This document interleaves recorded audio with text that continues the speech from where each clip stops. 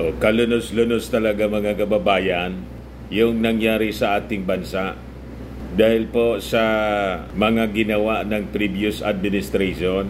Bakit niya, Mr. Maravillas? Ito yung announcement ngayon mga kababayan ng Department of Health. Philippines incurs 129 billion pesos na utang. Nilubog tayo po sa utang dahil dito. Lalo niya, Mr. Maravillas, naging kalunos-lunos kasi in-overprice yung in-overprice po yung mga supplies. Yung iniimbestiga ngayon ng Congress. Ito po, linamo ng Farmally. Sabi po ni Risa Ontiveros, kailangan niya isama na sa investigasyon ng Kongreso si Mau Diggs. Yan ang sabi po ni Senator Risa, dapat niya na isama sa investigasyon itong si Mau Diggs.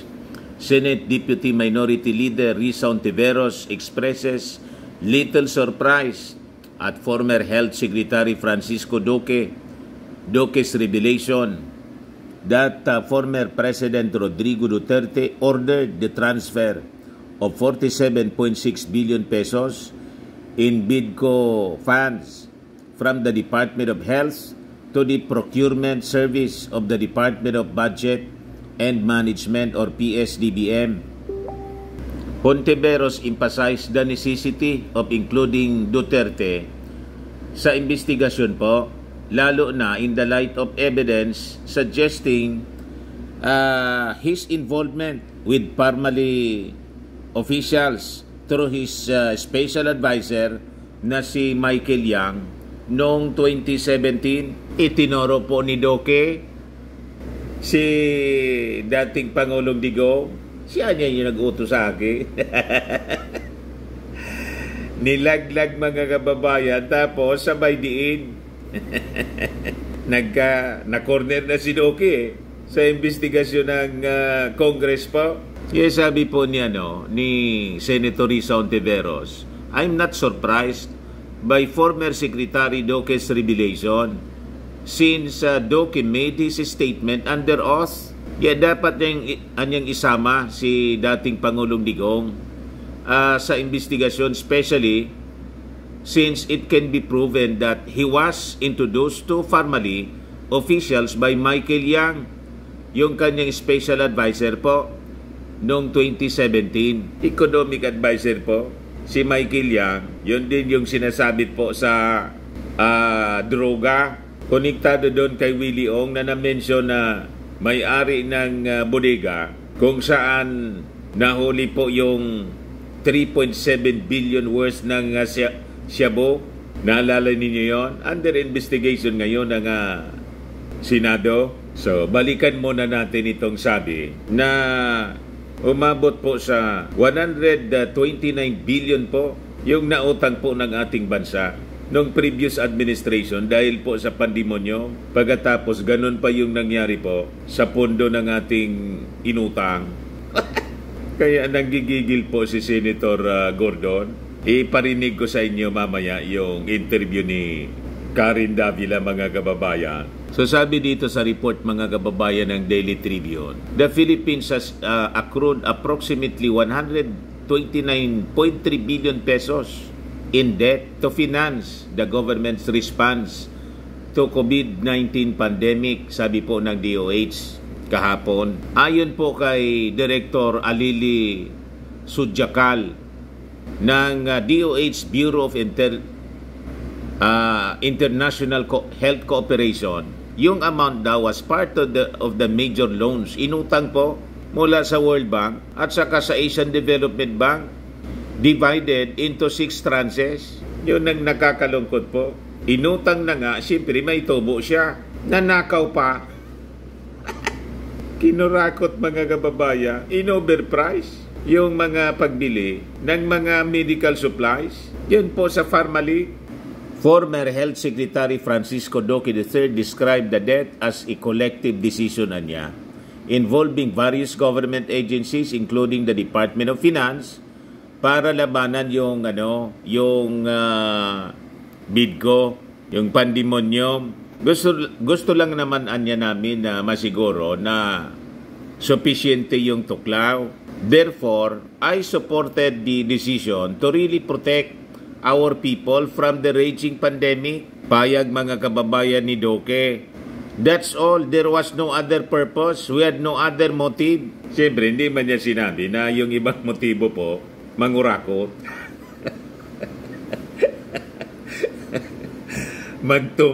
Magtumpats mga kababayan, mag-overprice. Siyempre, hindi man yun sasabihin. Ginawa na lang.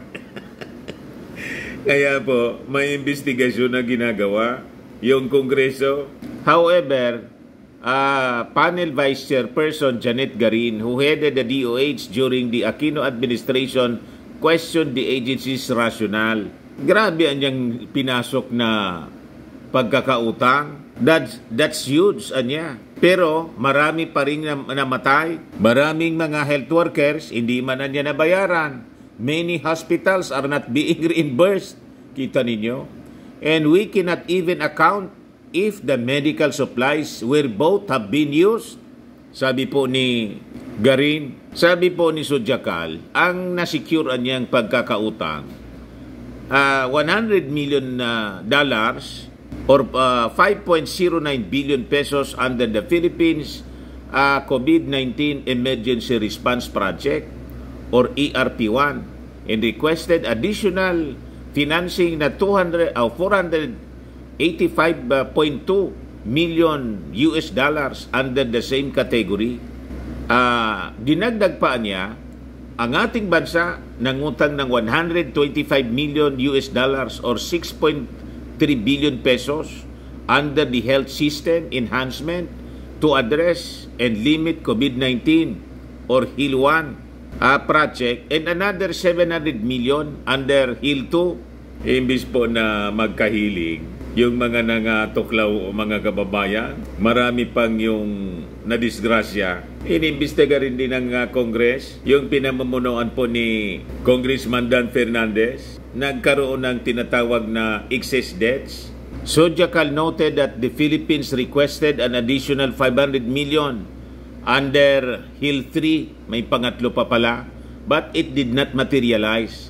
Similarly, a 300 million loan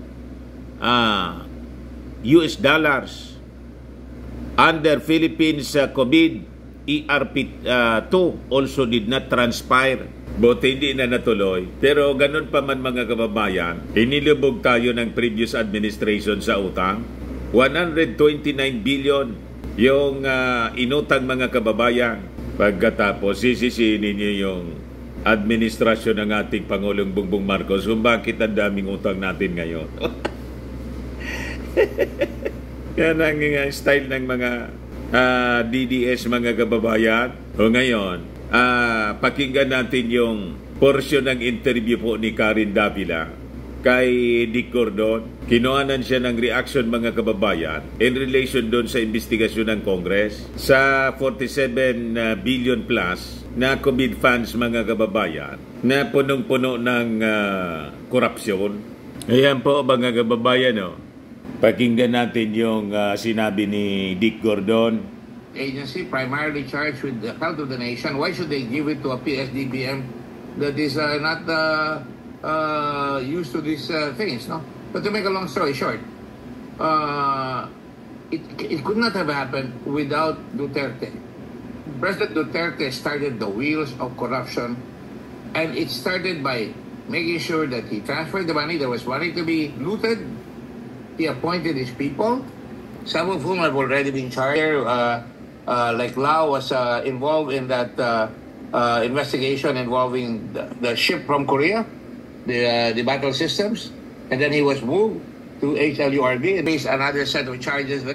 Before bed, They put him in PSDBM. How could they do that? And then they put in his cohort, this guy Leong, who later on would be appointed to the ombudsman when Lau could not qualify to the ombudsman's position because he had become very controversial. So parang sigurado na pag natapos ang investigasyon, pag natapos ang term ni President Duterte, there will be somebody to protect him doon sa ombudsman. Kita niya. I'm pretty sure that was the objective. But beyond that, Matindi yung he was sabuatan defending po. Michael Yang all the way. Si Michael Yang He appointed him as nabanggit. economic advisor, which is really an eye-opener. And he was saying this guy was a businessman, pagador.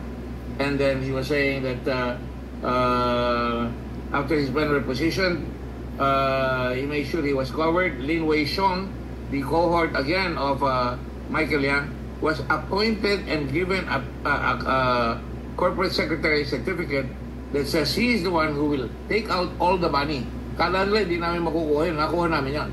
So that's why he hid sa Dubai, because he was the one moving the money. A Matindi po. 625,000 peso corporation was moving 11 billion pesos. That is really, that alone is already a strong signal. COA already exposed it. 600,000 lang po yung kapitan ng Parmali, pero ang kinornel na kontrata po sa ating gobyerno, mga kababayan, 11 billion pesos, ganon katindi. Duterte do? He was running interference. He was attacking COA. And when Blue Ribbon started investigation, Duterte was attacking us, calling us all kinds of names, telling his people don't attend. Pinagmumura po And then, si Dick Gordon. when he got cornered, some of the people ran to Davao to escape. The Indians went to Davao to escape, and we caught them there. They were already released. So it's all there. And then when you look at the law, this corporation had no legal, technical, and financial capability, let alone the fact that they were already involved in Taiwan. The father of the pharmaceutical company Matindi here, po yung corruption. Parmalee, was involved along with him in Taiwan. They were already charged with fraud, embezzlement, and stock manipulation. And then Duterte saw them. Can you imagine that? The same people saw Duterte on 2017, brought by Michael Yang. And if you look at the pictures, Michael Yang had the lay of the land. He was slapping Duterte in the back. Sabi niya, hindi siya marunong ano kaya ang salita nila? Hindi naman marunong mag-Bisaya raw si Michael Yang. Hindi naman marunong mag-Tagalog. Hindi marunong mag-English. Pero they were chummy-chummy. And then a lot of pictures came up where they were in China. And Duterte again was protecting. Sabi niya, malakas ito doon sa Premier Li Keqiang. Malakas ito doon sa Singapore, doon sa ambassador. The ambassador is left in his house. And by the way, Mr. Michael Yang, who is not being charged at all, did not pay his income taxes. He only paid 7,200 in the 19 years at that time that he was in the Philippines. 7,200, and he had huge buildings in Davao, huge buildings in Clark, and huge Kita ninyo buildings in pa? Manila. Sinindikato Now, po. Go ahead, sir. Just to close that thought. Pati si Bongo po, sabi ni, siyempre, special assistant ng Pangulo, sabi ni Dick We're fooling Gordon. around with the contract. By the way, there was you can ask Secretary Lorenzana here. He showed a note that says, talk to the admiral involved na ilipat, kausapin nga ito mga to para mapaliwanag sa presidente. Even there alone, there's already smoking gun. And then later on, doon pa sa HLURB, na-involved na naman, pero nakakalusot pa rin. So, really, there is something to be said about Bongo. He must explain, because nothing would happen. Nobody would be appointed to any position at that time without Bongo's clearance. Right? That's a fact. Now, in the case of the cases that are filed, administrative punishment pa lang yun. You're disqualified from public office. Mayroon pang criminal case yan. Pag final yung criminal case, it could blossom into plunder because there is a conspiracy by all these people, and you can connect Sa buhatan everyone po. together from President Duterte to Plunder, Michael Yang, 11 billion ang PSDBM, involved. lahat sila, all the way, including Secretary Duque, kasama siya dyan, and then all the way down to the folks, sila Mago. Can you imagine, they were even nambabalo sila ng luma. That means walang binili. Pinapalitan nila yung product na luma. Do you remember that? And Yeah. then nawala siya. Walang binilihan niya. Nawala siya. Yeah. And Referring to the medical bumalik pa supplies siya. So, you during see, the pandemic. all the trappings of foolishness, of corruption, you can put it all together in one outline. You would have perhaps about 30 to 35 incidents na connected from Duterte all the way down to the smallest guy, and you can see all the way to the escape, all the way to the fact that they chartered a plane using Mohit Dargani's initials. Sabi niya, nakilala niya lang yan. MD ang nakalagay niya, yun lang alam niya, yung palang Mohit Dargani. Oo. But They started to is make there the go to enough Dubai. evidence, Senator, would there be enough evidence to actually file charges against Definitely. former President Duterte regarding the Farmally case? Oh, definitely. Definitely Ito yan. talagang, May enough evidence to file I a prepared case. something. I'm just waiting for the Ombudsman to complete the investigation. But all this, I can send it to you if you like. You can read it, and it's very logical. All the connections are there. All the documentary evidence are there. All the statements on the road. You know, they make a big thing out of the fact that the Senate did not approve it. That's not true. The Senate did not vote on it. They abstained.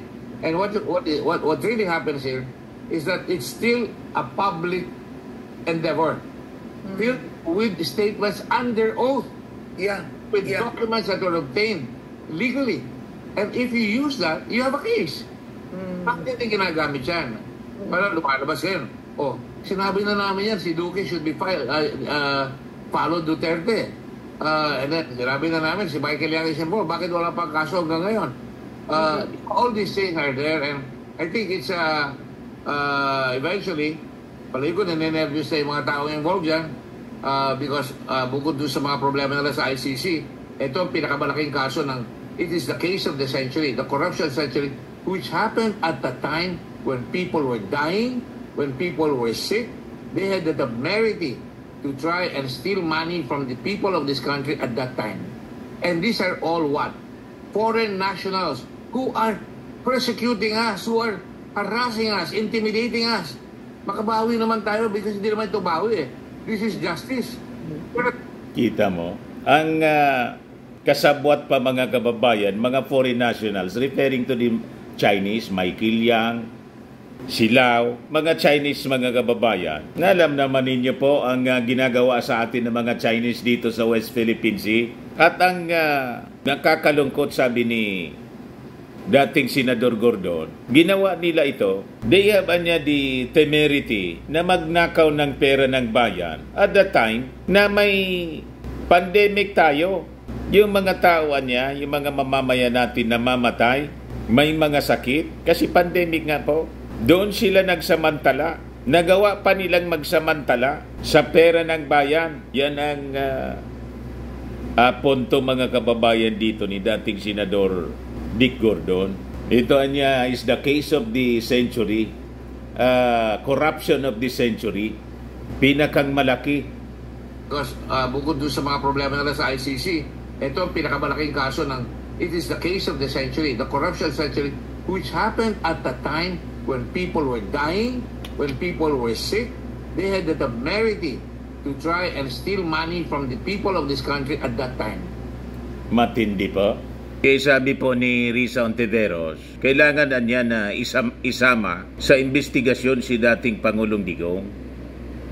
So yan ang abangan natin mga kababayan sa mga susunod na araw. Nilubog na tayo sa utang, 29 billion pesos. Tapos, yung parte ng inutang, napunta po sa korupsyon.